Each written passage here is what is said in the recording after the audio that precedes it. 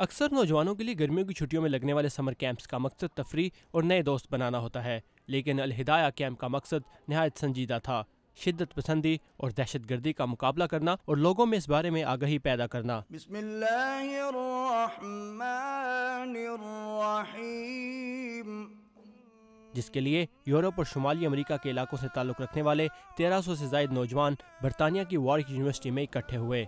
افتتاحی تقریب کے بعد مسلمان اسکالر اور مذہبی رہنما محمد طاہر القادری نے، جو اس کیمپ کے منتظم بھی ہیں، تقریر کرتے ہوئے کہا: The first anti-terrorist camp in Britain for the whole Western world. مغربی دنیا میں دہشت گردی کے خلاف اس پہلے کیمپ میں ہم تعلیمی، دینی اور نظریاتی نقطہ نظر کے حوالے سے بات کریں گے۔ ہم اپنے نوجوانوں اور لوگوں کے سامنے اسلام کا ایک حقیقی اور اعتدال پسند چہرہ پیش کرنا چاہتے ہیں۔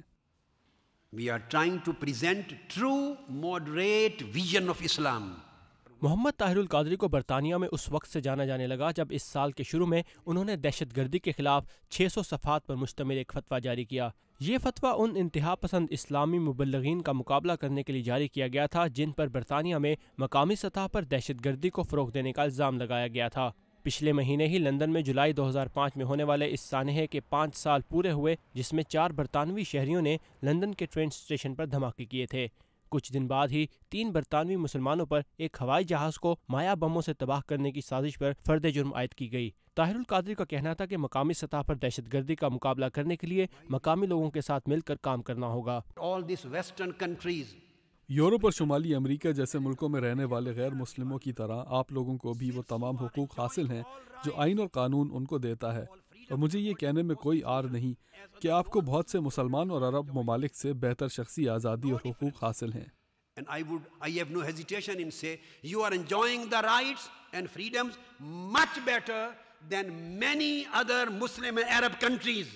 3 دن پر مشتمل اس سمر کیمپ میں حاضرین نے نہایت توجہ سے لیکچرز کو سنا، سمجھا اور اس پر بحث کی۔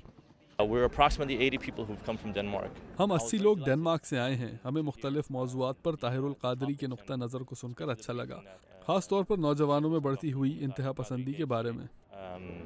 Especially on the aspect of actually de-radicalization of the youth. It's very good. یہ مسلمانوں کے لیے موقع ہے کہ وہ طاہر القادری جیسے لوگوں سے فائدہ اٹھائیں۔ kind of person.